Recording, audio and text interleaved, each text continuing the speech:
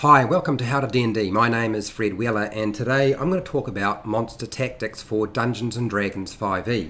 Now we're going to talk about the Rust Monster. I talked about the Rust Monster in one of my monster tactics workshops a little while back. I just covered it very briefly, I didn't go into all the details, and I thought today what I would do is actually cover it in more depth and sort of fill out all the little bits that I might have missed. So what I've given you is basically a map, some dice, some miniatures. Our adventurers are exploring some cave locations and they've come across a single rust monster who is feeding off some rusted ore, or some ore that's rusting the ore and then consuming that. That's what a rust monster does. It's a very strange creature.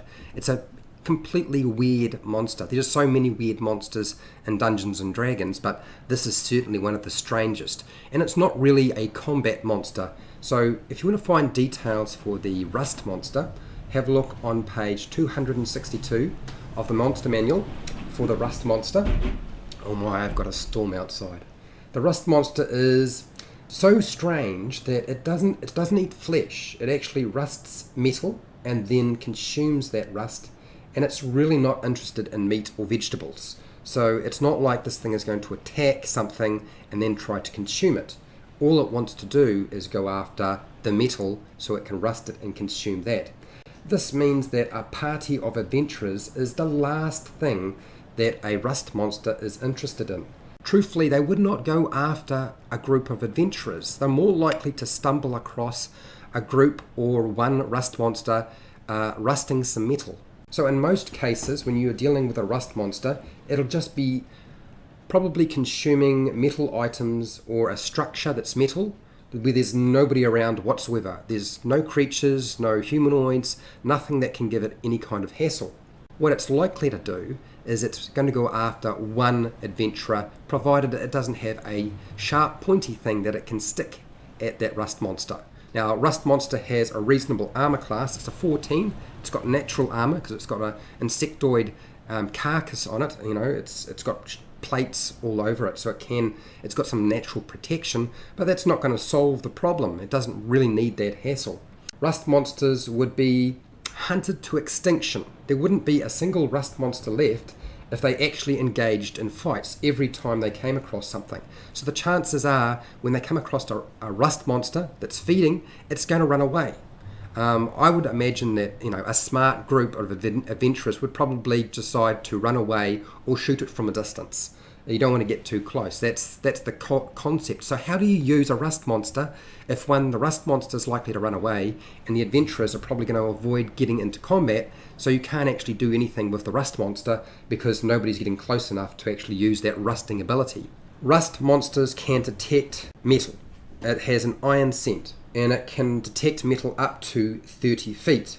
But there's going to be limitations to that, and that's really up to you as the dungeon master to determine how that would work. So just because there's cloth over the adventurer's armor doesn't mean it won't be able to detect that it has some sort of metal on them. Your average rust monster will be drawn to the metal on probably the one character who has the most metal on them. That's if they were to actually pursue them. So for example, this group of 4 adventurers, this little rust monster's not going to go after it. No. Get rid of them. Get rid of that one. Now the rust monster might consider coming over and checking out this individual with the plate armor. That's essentially what we're dealing with. But as soon as you pull out a hammer and you start trying to attack it, it's probably going to scarper off. That's really what it's up to. That's how it would work. And that's how I would play the rust monster in this situation. Rust monsters usually attack if provoked. So if you were to push it into a location where it's got no escape, so let's say it's backed up into a corner and you've got all your adventurers sort of tricking out and stopping it from getting out, so it can't escape, there's no way out, then it's going to probably try to attack. But remember, it's got to be cornered. You've got to force it into a location where it has no other choice but to attack back or try to get past the adventurers. It might actually just use a disengage or a dash to try to escape. That is how I would play a rust monster if you're going to have a situation where it's going to engage in a fight. So there's not a lot of situations where rust monsters will actually attack. So non-magical weapons made of metal that hit this particular rust monster. So let's say we're not dealing with a hammer here. Let's say this is a metal head on the hammer. Okay, it's not a stone hammer, it's got a metal head. Every time you hit this rust monster, that particular weapon is going to suffer a -1 penalty to damage rolls due to the fact that it's rusting. So if you hit the creature, you're rusting your weapon. So it's one thing you do not want to do as a player is you don't want to be hitting it with metal weapons. Now most of the players will know this. If they don't, they're going to find out the hard way, but they'll figure it out pretty quickly. Rust monsters use their antennae to rust metal. It's probably going to rust and eat, unless it has no other choice. As I said, if it's cornered, then it might start biting or attacking in some way. So how do you actually make this interesting? Well, I'll tell you now. You show up with a lot more little rust monsters. So one rust monster is not the answer. The answer is to have a whole pack of rust monsters. Now I've got 4 rust monsters on the table here, but that's probably not enough. What you want to do is you want to have a whole bunch more.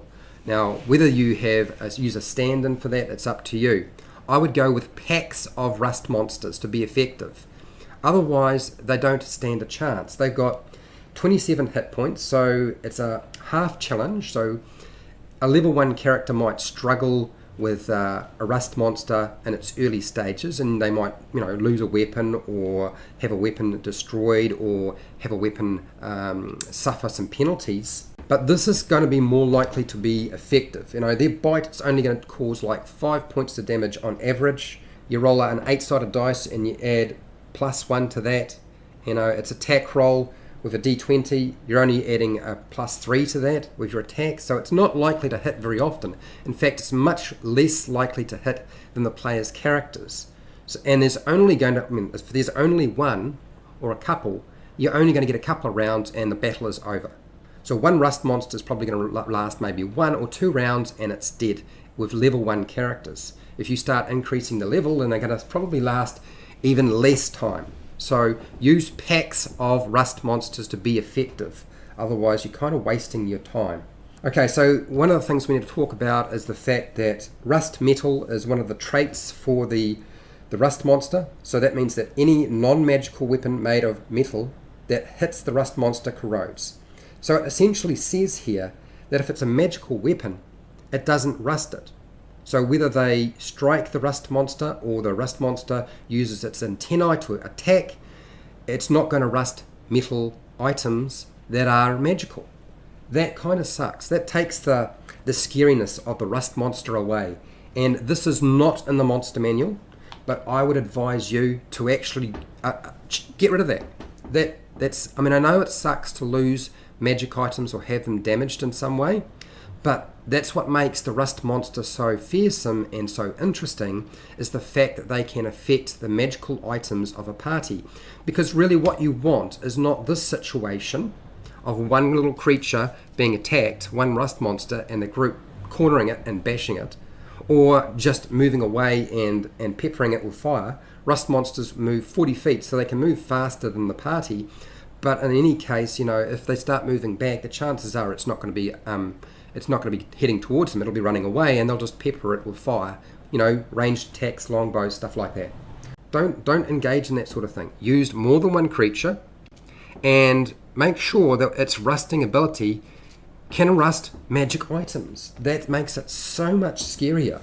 Probably the most iconic monster in Dungeons and Dragons that I can possibly think of. It's kind of weird that this particular creature always gets treated like a combat situation, because it's really not a combat situation. Even if you get a pack of rust monsters, like more than 4, I would go with more than 4. If you get a party of like 4 characters, then I would have more than 4 rust monsters to make it interesting.